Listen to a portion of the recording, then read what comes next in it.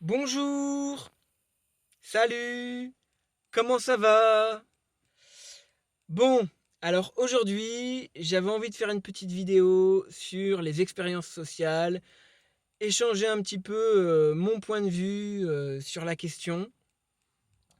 Tout simplement parce que hier, je regardais un reportage sur les expériences sociales. Ils avaient pris dans ce reportage un mec, un acteur, hein, qui s'était déguisé en SDF, qui a simulé un malaise tout simplement. Et après avoir simulé ce malaise, le but c'était de voir s'il y avait des gens qui venaient le voir, qui venaient voir si ça se passait, si ça se passait bien pour lui, s'il n'était pas en train de mourir tout simplement. Et en fait, bah, personne n'a bougé. Tu vois, t'as personne qui bouge, les gens passent et personne bouge. Et après, ils ont retenté l'expérience avec un mec qui, euh, un mec qui était habillé en costard, genre le mec qui sort de bureau, etc. Et là, comme par hasard, il a fallu moins de 5 minutes, hein, pour que y ait des gens qui viennent l'aider, lui demander comment ça va, etc. Et essayer d'appeler les secours, etc. Donc, bah, tout ça, c'était pour prouver en fait que il y a des barrières sociales et que, quoi qu'on en dise, bah, ça joue en fait. Ça joue énormément. Et donc, le reportage commençait comme ça. Ensuite, après, il montrait une expérience, comment réagissent les enfants à l'injustice sociale, par exemple. Ils avaient fait un test avec des enfants en bas âge et ils avaient mis deux enfants qui devaient accomplir bah, la même tâche en fait.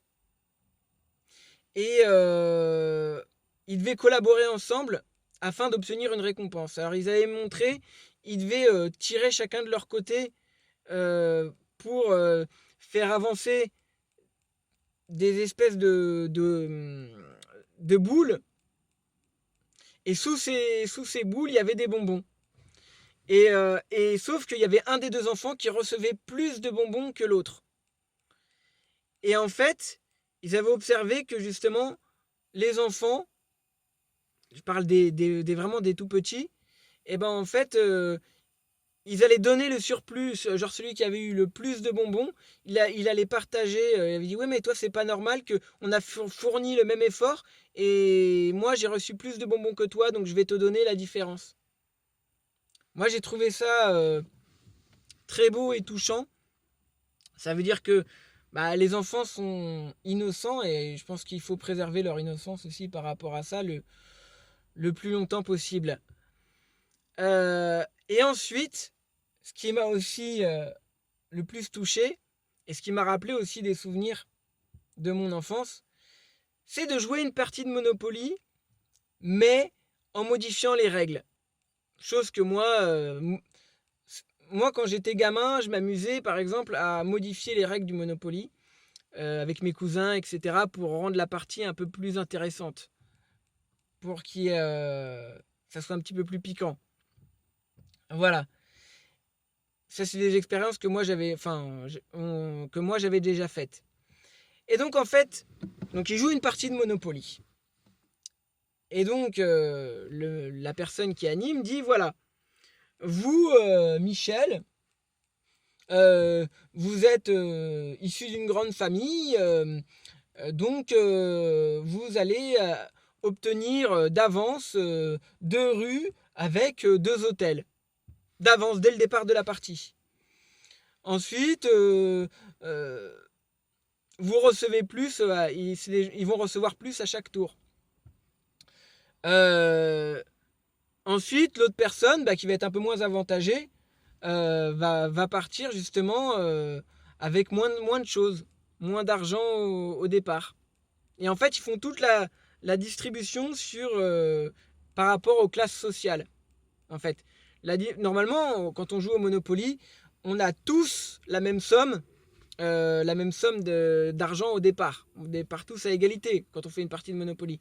Sauf que là, Ils jouent une partie de Monopoly, mais avec les règles de la vie réelle. Et c'est là que ça change tout. Donc, par exemple, tu as le français moyen, euh, la personne qui va toucher un peu moins, etc. On va lui dire, bah non, vous toucherez moins à chaque tour, à chaque fois que vous passerez par la case départ. Ils mettaient, par exemple, aussi, genre un mec étudiant, un jeune, etc. Donc, lui, il lui mettait pas de salaire. Donc, vous, en tout cas, au premier tour, les 2 premiers tours, vous n'aurez pas de salaire, vous ne toucherez rien en passant à la case départ, etc. Et en fait, ils ont fait une partie comme ça à 4 ou 5 personnes. Et il y avait un mec vraiment qui venait d'un milieu défavorisé. Et ben lui, par exemple, il lui dit bon bah voilà, vous n'allez jouer que avec ces dés là. Et les dés en question, c'est des dés où il y a où sur toutes les faces, il y a que le chiffre 1. Il y a que des 1 sur toutes les faces. Et c'était pour démontrer aussi que c'est pour démontrer justement qu'on part pas tous avec les mêmes chances dans la vie et que je pense que je pense que c'est une partie de Monopoly qui a peut-être fait réfléchir les participants peut-être sur leurs conditions de vie en fait. Après, il y a aussi des gens qui partent de rien et arrivent au sommet. Mais ça, c'est encore autre chose. Mais ce que je veux dire, c'est que voilà, on a tendance euh, à juger les gens sur une apparence, sur une façon de s'habiller, genre les codes sociaux, tout ça. Euh, Moi, ça m'a vraiment touché, ça m'a mis la larme à l'œil parce que c'est vrai en fait, parce que c'est vrai. Par exemple, euh, dans le business, je parle des gens qui font euh, du business,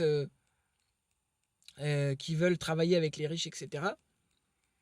Et ben, par exemple, la personne va être beaucoup mieux accueillie en Porsche qu'en Clio. Dans certains milieux, je parle, hein, dans certains milieux sociaux, si vous arrivez en Porsche, vous serez mieux accueilli qu'en Clio. C'est un fait. On va vous voir arriver tout de suite. Il va y avoir un a priori par rapport à ta voiture ou par rapport à tes vêtements. Voilà. C'est aussi simple que ça. Euh, Maintenant, n'importe qui peut louer une voiture, etc. Mais par exemple, je sais pas si vous vous souvenez de l'histoire dans Arrête-moi si tu peux. L'histoire de Franck Abagnale. Ce mec, il a escroqué, par exemple, plein de gens.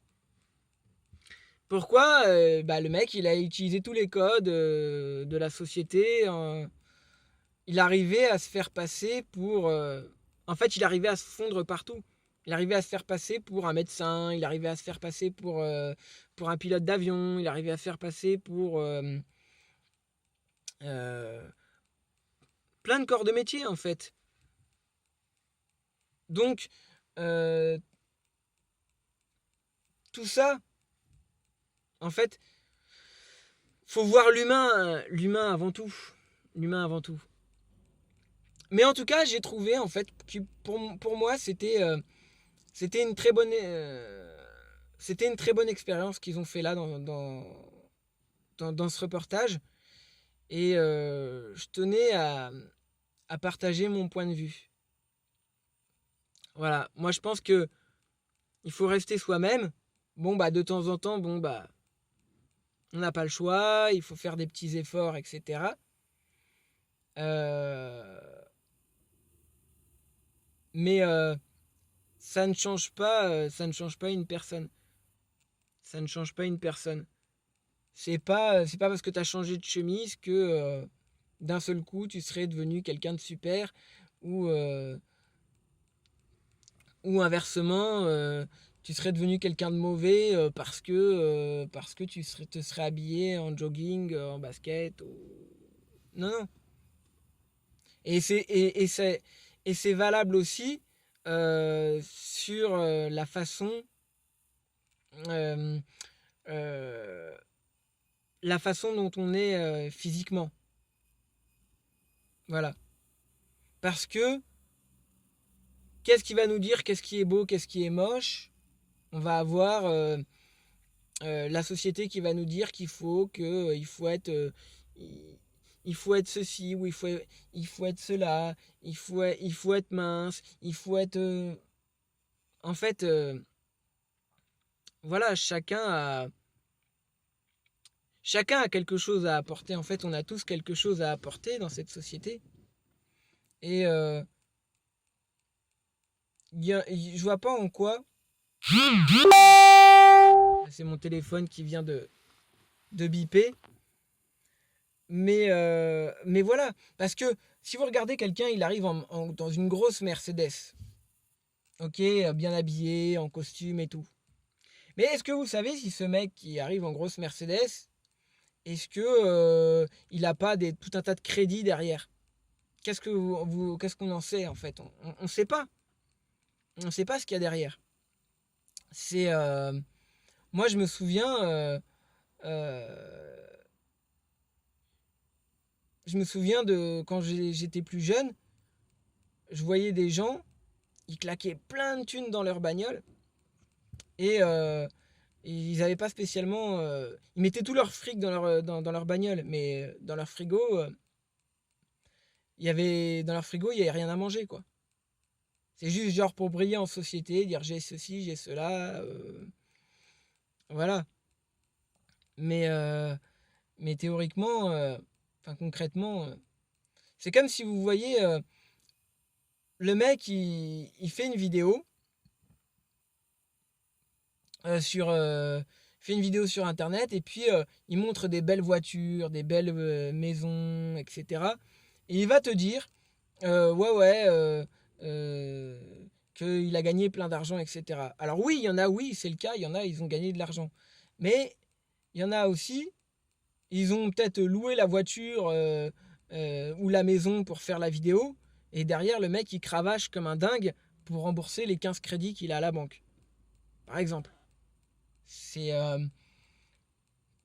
donc voilà. Et vous pouvez avoir des gens qui sont qui sont qui au niveau des apparences n'ont pas forcément ce que vous attendez. Enfin, ce que vous attendez. Ils n'ont pas forcément ce que vous vous attendez à voir. Mais il y a des gens, ils ont beaucoup d'argent, mais ils en dépensent le moins possible. Et, et au niveau des apparences, que ça soit vestimentaire ou que ça soit de la maison ou pas mal de choses, vous voyez, ils n'ont pas l'apparence de gens qui ont de l'argent. En fait, c'est pas parce que t'as les apparences de la richesse que forcément t'es riche. Et c'est pas parce que t'as les apparences de la pauvreté que forcément t'es pauvre. Il y a qu'à voir qu'il y a des gens, par exemple, je dis pas qu'ils sont tous comme ça. Hein. Non, non, je dis pas ça. Il y a des vrais SDF et il y a des gens, par exemple, qui vont juste faire la manche juste pour s'enrichir, pour se faire un petit billet. Mais il y a des gens qui vont faire la manche qui n'en ont pas besoin. Il y en a qui en ont besoin, mais il y en a aussi qui en ont pas besoin. C'est voilà. Il faut pas se fier. Il faut pas se fier. Faut pas se fier aux apparences. D'un côté comme de l'autre. Hein. D'un côté comme de l'autre. Après, voilà. Mais enfin moi d'ailleurs depuis tout petit c'est quelque chose qui me préoccupe cette question-là. C'est quelque chose que je trouve. Par exemple, à chaque fois quand il y a quelqu'un euh, dans la tête des gens, moi j'observais les gens autour de moi. Quand il y a quelqu'un qui a des problèmes d'argent, que personne ne le savait, et que d'un seul coup le truc éclate au grand jour, et que t'as les gens qui font oh, on n'aurait jamais cru. Ah oui, mais tu savais, nanana, mais tu savais pas ceci, mais tu savais pas, voilà, tu sais, ça fait pia pia pia comme ça. Et, euh, et voilà quoi. Mais dans tout ça, c'est vrai qu'on en oublie l'humain en fait. Dans tout ça, on en oublie l'humain. Euh, c'est pour ça que, en fait, les meilleures choses dans la vie sont les plus simples. Du moment que tu as à manger dans ton assiette, que tu peux t'habiller à peu près correctement, te déplacer, etc., ça va. Mais voilà, c'est... Ah oui. Et dans ce reportage aussi, il montrait aussi une nana qui témoignait, qui justement avait justement des soucis d'argent pour trouver un appartement, etc. Et, euh, et le truc, c'est que la- elle racontait le regard que lui avait lancé le mec de l'agence immobilière, un regard méprisant, genre qu'est-ce que tu fais là, t'es en train de salir l'image de mon agence, etc. quoi. Et ça veut dire que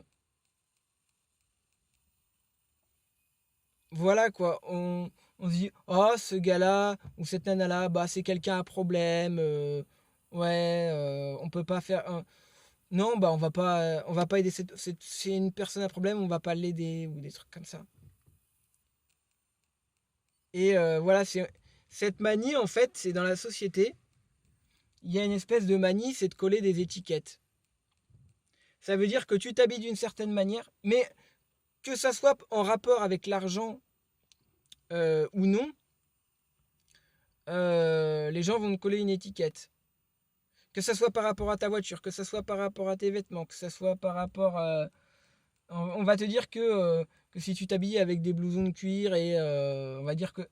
Et que tu mets des chaînes, des chaînes autour du cou ou je ne sais quoi, on va dire que tu es un petit péteux, si tu as les cheveux un petit peu, un petit peu lâchés, on va dire que voilà... c'est... Voilà,